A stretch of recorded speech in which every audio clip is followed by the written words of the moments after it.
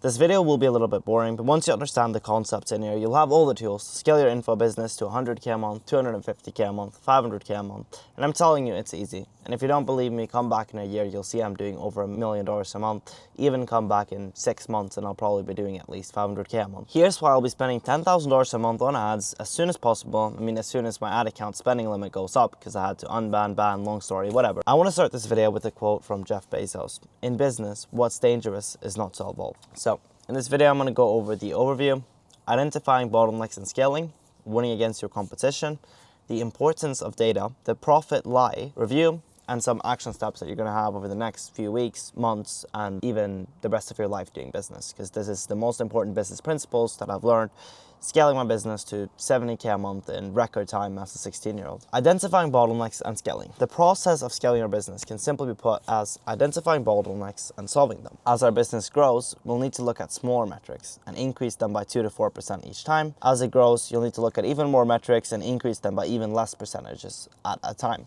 However, in the start of our business, under 100k a month, I would say even under 200k a month, it's way easier to recognize. Basically, the smaller your business is, the easier it is to recognize how you're going to scale, which is a blessing if you're running a business right now that is doing less than 7 figures. You can simply ask yourself simple questions until the answer is yes. And I'll run you through my decision making on this, how I decided to spend 10k a month on ads. Number 1, is fulfillment breaking if you take on more clients? My answer was no. Is my calendar packed with sales calls? No. I'm having a decent amount, but I'll definitely have some time for more. Does my setter have too many leads to handle? No. I mean, he's at his computer screen working all day, but there's not like he couldn't handle more leads. Of course, he could definitely handle more. Wherever you break, you need to optimize, automate, or delegate. So if your fulfillment is breaking, charge more, make it less hands-on, or hire a client success manager. If your calendar is packed with sales calls, increase your close rate and take less calls. Build a funnel that requires less sales calls. So for example, one where you can DM close people, or just hire a closer. If your DMs are packed with leads, then optimize the setting process to the point where you need less leads. Make your funnel less reliant on a setter, or hire another setter. The two best ones of those are to either automate or delegate, because optimizing only takes you so far and you're not going to be able to scale. And if you don't break, you scale until you do. Doing this over time is the blueprint to scaling your business, and the faster you do this, the faster you scale. For me, all those questions had no as an answer, which means it's natural to increase traffic until one of these breaks or ROAS drops too much, giving me then a bottleneck to solve.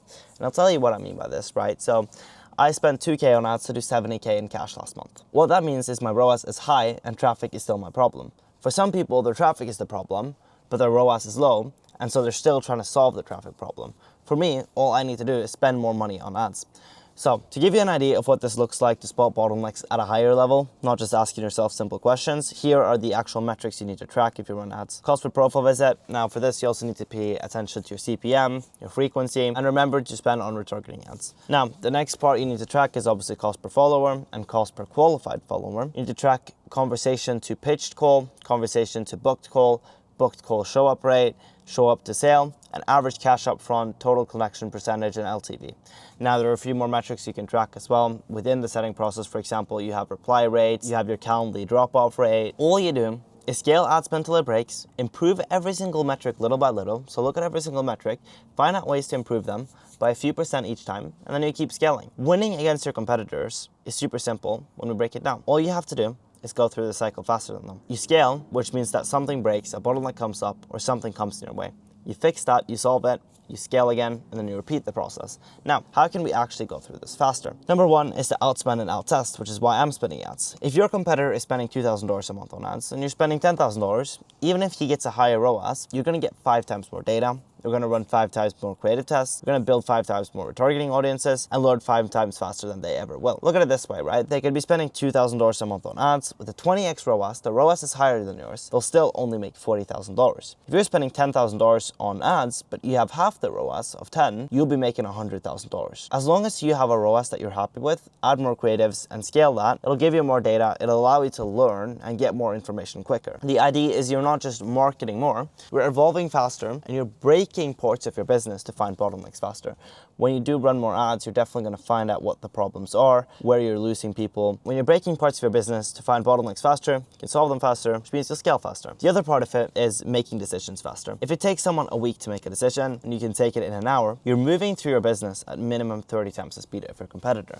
Now, this is obviously very, very easy to understand, but I still see people make mistakes on it, even though they know it in their head. Practical example is hiring a setter or any team member for a kind, but I just picked setter because I see people making this mistake. They'll spend an entire week hiring one setter when they could have made the decision of which one they were going to hire on the first day. Now, if they had chosen it on the first day, they'd be able to trial that setter for 7 days while also looking for other people, see if that person was on KPI, and test a new one. By the time your competitor has made one decision of which setter they're going to go with, you have found new people that you can add to your talent pool. You've tested out one person. In the meanwhile, all those conversations have been had because your setter has been there in the DMs and not you. You've saved time for a week, and if you want to replace the setter, that's fine, but your competitor has left an entire week of time on the table that you've went faster than them. And so when you make decisions faster, you can move through your business faster, make mistakes faster, but you can also solve those mistakes faster. You can learn faster, you can get data faster, and you'll become a better business owner faster. Second, pay to play. You'll pay for everything with time or money. Every month you're making 30K a month instead of 100K a month, you're losing 70K a month, which adds up to $840,000 per year. However, most people aren't willing to spend $70,000 on getting the help they need to build the foundations to scale to 100K a month. I'll move back to the example with the setter. Spending 1 month networking, hiring, firing, and testing setters, whereas paying someone who's done this for years, knows the metrics and KPIs that need to be hit,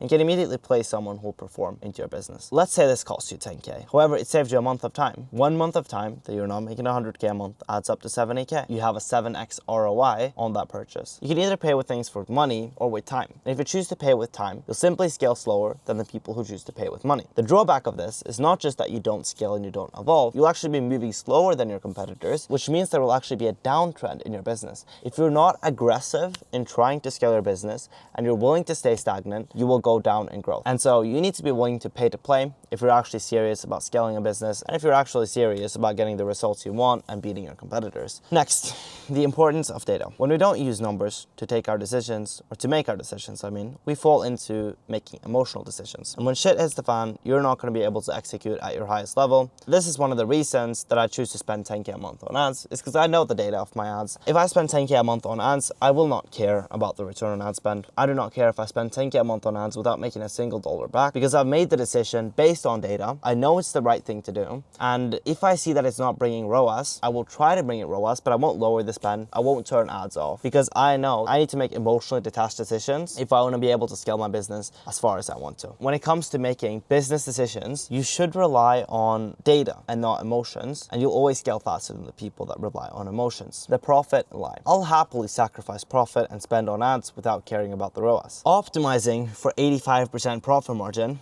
is limiting your scalability because you'll receive data slower. Scale aggressively now and then optimize for profit later. With our profit, I can get data quicker that I can implement for myself to get better results and also implement for clients to get them better results. So, an example of this, let's say I sacrifice profit to spend more on ads. I get more data on what creatives work, what angles work, so that I can use that same thing in my clients' businesses to get them better results. Client results will bring me more clients and I will have higher profit, right? And if you look at this example, last month spent 2K on ads and got 70K collected. I had 76% profit margins that month because I spent money on coaching and a few other things, but overall 76% profit margins. The point is, had I spent 10K a month on ads and made 100K, I would have made more money. So you can have a lower percentage margin, but you'll make more money with higher rev. So you can sacrifice profit now, you'll increase revenue fast because of fast feedback loops, and you can optimize for profits when you have good foundation. Either way, you can make more total profit even though your profit margin percentage is lower by having higher revenue. Profit is a lie. You shouldn't be optimizing for profit when you're doing 30 to 40K a month. You should be optimizing for profit when you've hit the level in business that you want to hit, which for me doesn't stop before I've reached $1 million a month.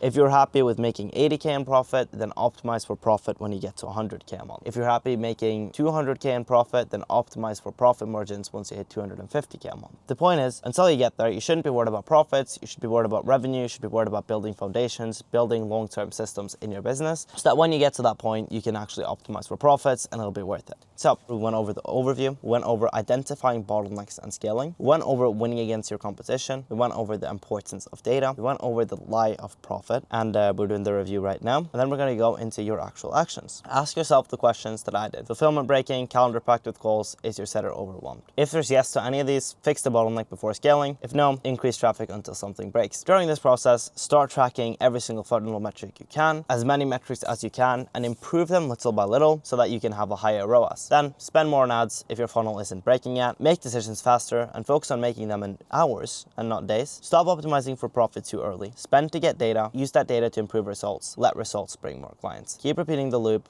Break, fix, scale, repeat. All right, so that's it for the video. A little bit of a new style where I just go over my raw thoughts on a topic. This is some reflections that I've had recently. But yeah, I recommend everyone does this. Decide exactly how much you're gonna spend on ads. Look at your actual goals. Make data-driven decisions. For example, let's say that you wanna make 200K a month. You know that to make 200K a month, you need to close 50 new clients per month. To close 50 new clients, you're gonna need 200 sales calls, which is gonna lead to 150 showed sales calls, which is gonna lead to 50 closed calls. To get to those 200 booked calls, you need to know every single funnel metric that I went over. So convo to offered call to booked call. And then by having your cost per conversation, you can just spend more on ads to get enough conversations. So when you actually do this process, you can reverse engineer every single number, decide exactly how much you're going to spend to ads, and then become emotionally detached, stick to it, obsess over the numbers, and make sure everything is dialed into a T. Once you do decide to obsess, completely emotionally detached, stick to the numbers, keep optimizing them, and you'll get all the results and all the fruits of your labor, as long as you can logically analyze and decide what the next best move is on the chessboard. If you want this document, DM me doc on Instagram or something, and then I hope you enjoyed this video.